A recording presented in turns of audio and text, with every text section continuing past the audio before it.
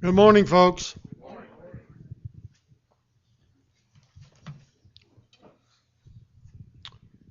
I remember in the early 1950s, a name became familiar to Americans, Madeleine O'Hara. I'd not heard that name as a little child, but now it's impressed on my thinking and my memory. The thing I remember about her was that she was an atheist. And I knew what an atheist was. And I know that her name was a scorn. People laughed at it. And others who could not understand how anybody could say there is no God. She wanted God removed from the public realm. And there were lawsuits after lawsuits. Finally, the government took the interpretation that America was not to favor one religion over another, that it really meant the government was not to have anything to do with any religion. And so God was removed from here and there, and it became politically correct not to use the name God, and certainly not to use the name Jesus Christ.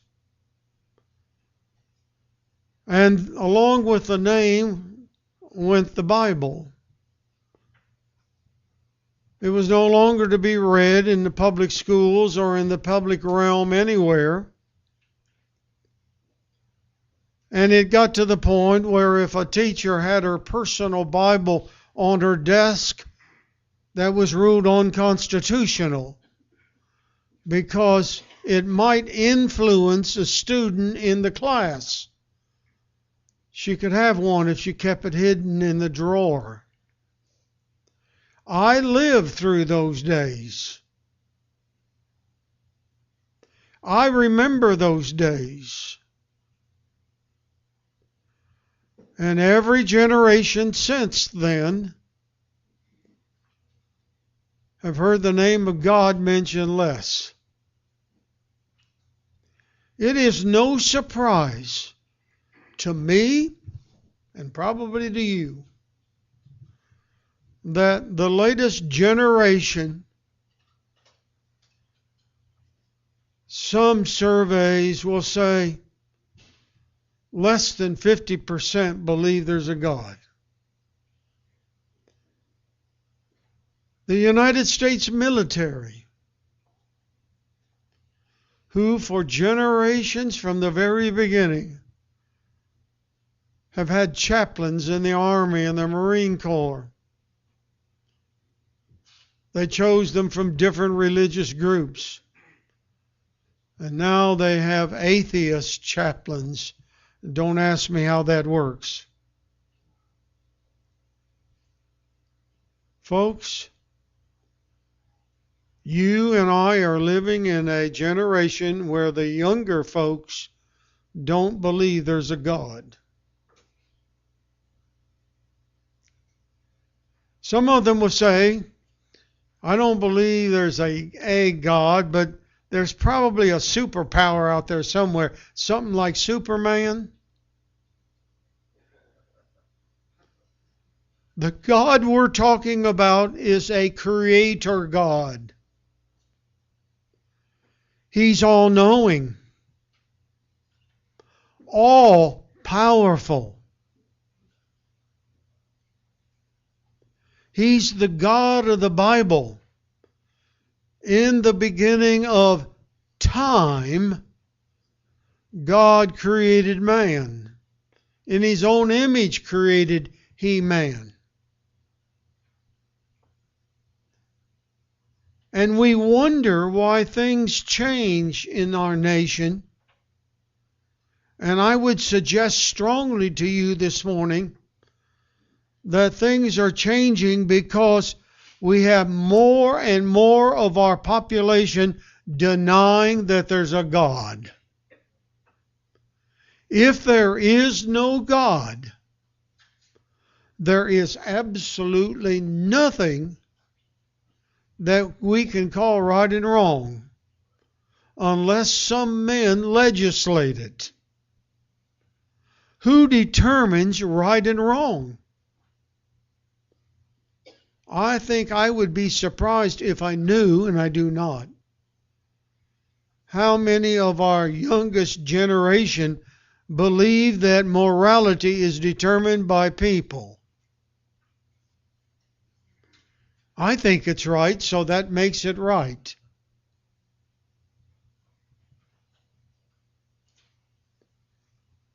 I would probably be surprised if I knew how many of our younger generation believe that there is no place of eternal punishment called hell.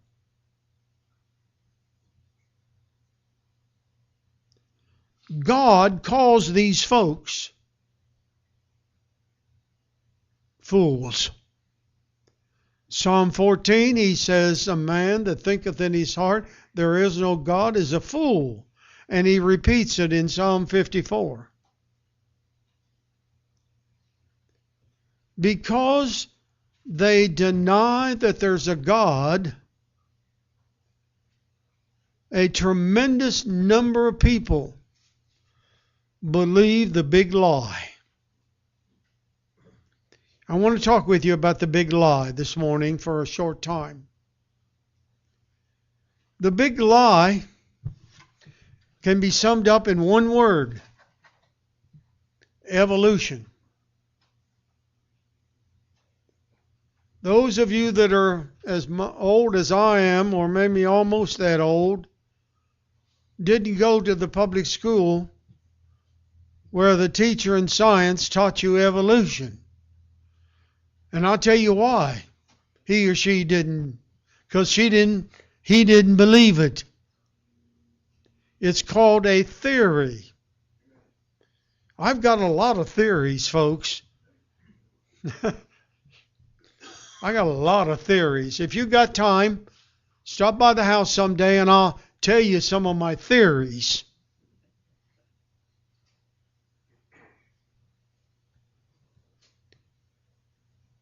Evolution's a theory. Boiling the theory of evolution down to the very basics, it simply says that Earth and life evolved from nothing.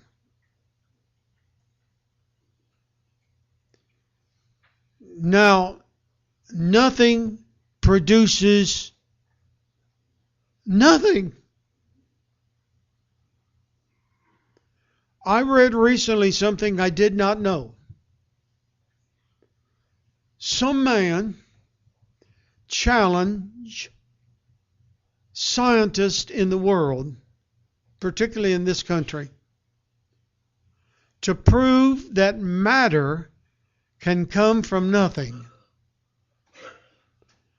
And if they could, there was a multi-million-dollar prize. And so scientists went to work. They're trying to produce matter from nothing.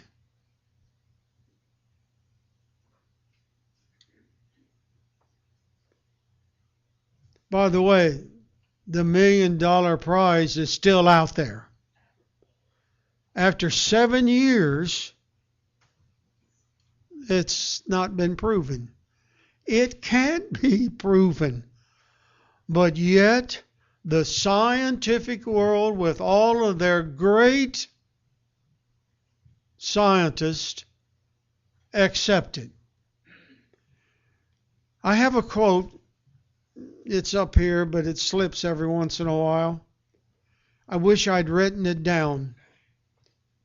It was from an American scientist who is a well-known atheist. And I'm going to paraphrase it because I can't remember exactly word for word. He said, it's impossible for nothing to produce matter. You got that part? It's impossible that nothing can produce matter. But I believe it because there's no other explanation. What's he really saying? I'm not going to believe there's a God, so forget that one, it's out.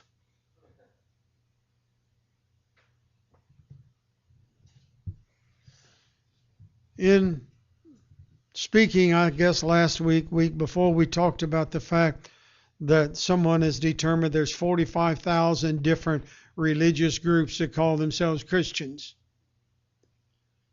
You might be really surprised at how many of those 45,000 religious groups support evolution.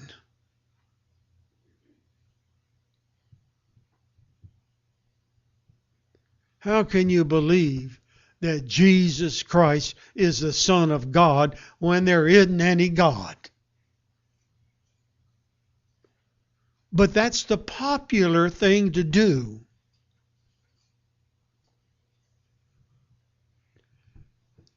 Let's take a few minutes this morning. Excuse me, my voice, it's going to come and go. I want to talk about the fact that there are some major consequences to believing in the theory of evolution. Major consequences. One of the theories of evolution is that man is the result of gaseous material in the universe met some other gaseous material in the universe, and we have the big bump. And the result of that big bump, by the way, that's not scientific, that's Fenton Morgan. As a result of that combination or whatever, we have a cell. You remember in science you learned about the cell and the center of it. And that's the beginning of human life. Or the beginning of life, not just human life. And I remember looking in science books of the development of man. Now over here is this 4-footed creature, right? On all four. And then he's walking on his 2 hind legs. And then his 4 legs got smaller. He's walking with a hunchback. And then it just keeps on going. A kid picking up a science book thinks that's it. Back in the 1960s, a atheist scientist, or archaeologist, I should say, said he'd found the missing link. Some of you old enough to remember, newspapers ran articles, he found the missing link. About 10 years later, it was all brought forward that he created a fraud, but it didn't make all the newspapers. He took a jawbone from Africa, from the Middle East, he took some other bones, and he put together and he made the missing link.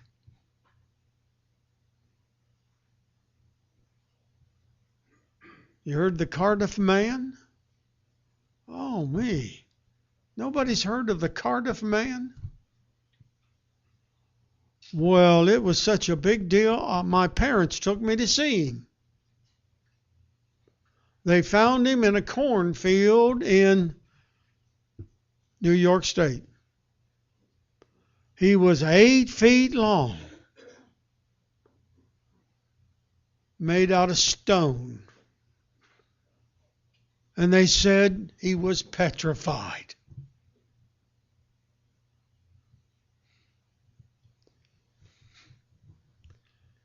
Well, they don't display the carved man anymore. The man that carved him admitted it and died. Evolution has not ever been proved in terms of the creation of this world and anything in it or on it. Nothing. But men and women who do not want to believe in God have to accept the big lie. There's nothing else left. The lie or the truth. So first of all,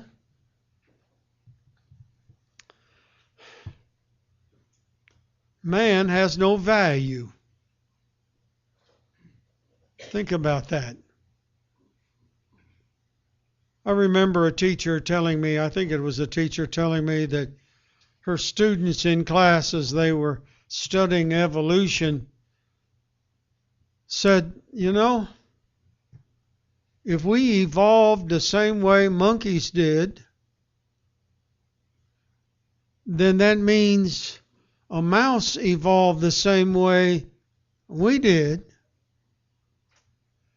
And the mosquito that bit me yesterday evolved the same way, but he didn't get evolved enough to get where I am. And that student said, I'm no more valuable than the mosquito. What he's really saying, I'm no different except I've evolved a little further.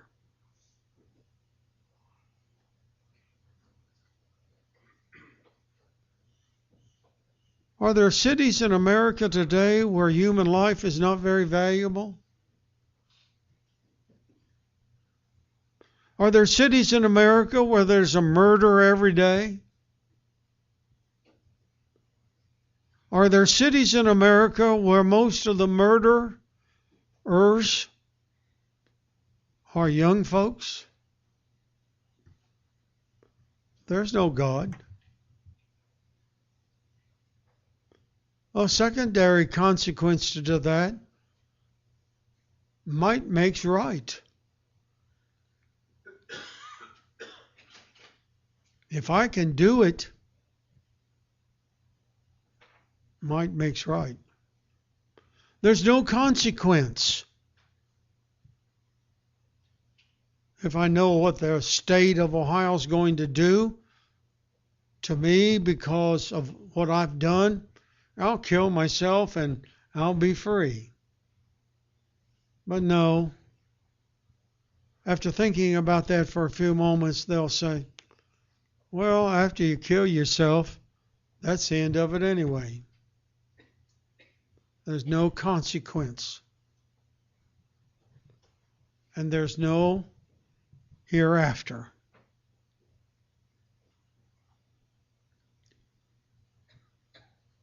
I want us to stop and think. We don't have the time to give much thought to this, but you know, a lot of old folks reach that stage in life where they're no longer healthy and young and active and all of that kind of thing. And we think about the hereafter. Something better. How tragic. What does evolution offer? Absolutely nothing. There's no hereafter. Excuse me. want to spend I want to spend some more time in the rest of what I want to say. As believers in God, we have some responsibilities.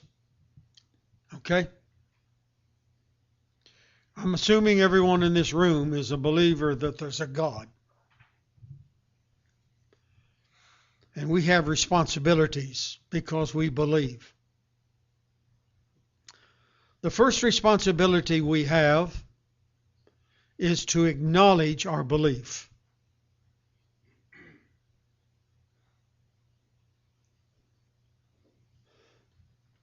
I guess it was Kathy told me that some students in Belleville Elementary School, or Clearfield, whatever they call it now, this past year or maybe last year, the teacher was talking about evolution, and some of the little children spoke up and said, "We don't believe that, we believe in God." Somebody has taught them. But more importantly, folks, they spoke up. Our responsibility as believers is to speak up our faith. There's a God. And secondarily, with that, we have the responsibility of knowing what the evidences are of God.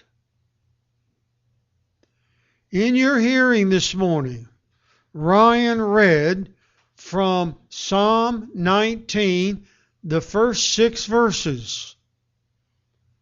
Now, I'm not going to repeat that, but it says that the firmament, the earth, and all that's around it declares there's a God. And it speaks of one thing that declares there's a God. It rises in the morning and sets in the evening. The eclipse declared there's a God. The creation around this world declares there's a maker.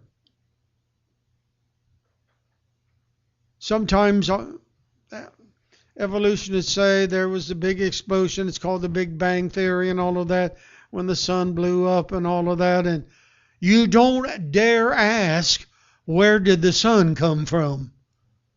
That's stupid, they'll tell you. The answer they'll give you is, it's always been there. Well, how did it get there?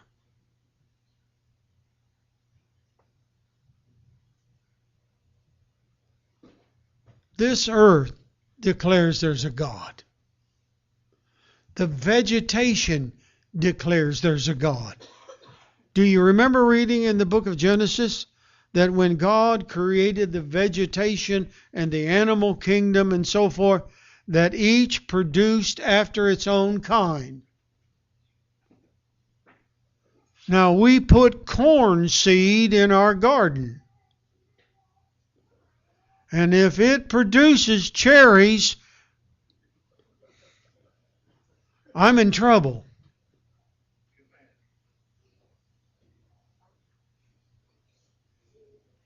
Humans produce humans. They don't always have the same hair. They're not always the same height. And they make some other changes that are different from other human beings, but they're still human beings. During the American Civil War, the average height of the American soldier on the northern side was close to 5'6" or 5'7". The latest measurement is far taller than that. and there are some physical things that make that possible. But they're still men and women.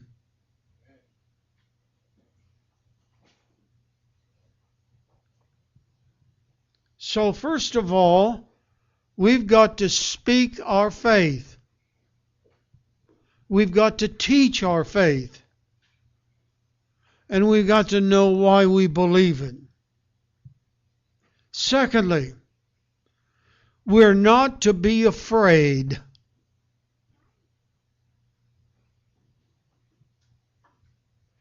Don't be afraid to believe in the existence of God. Young people are going to be laughed at in school. I can tell you that right now.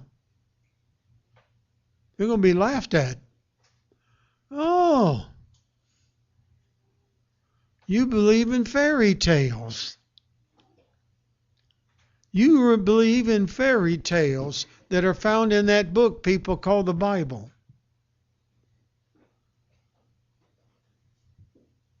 Listen, if that's a fairy tale, the biggest fairy tale I know is that nothing produces life. If you believe that, you can believe that you can buy some ocean front property in North Dakota.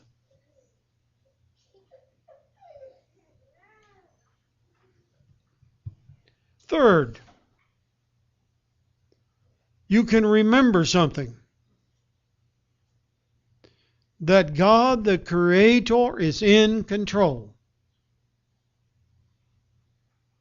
And that as a human being, you cannot destroy this earth. Thank you. You've listened patiently, and I appreciate that. It's very important that we become a Christian if we're not. I think most of us in this room have done that. And when we rise out of that water grave at baptism, man, it's good to see the smiles on their faces. If you need to respond, do so now while we stand and sing.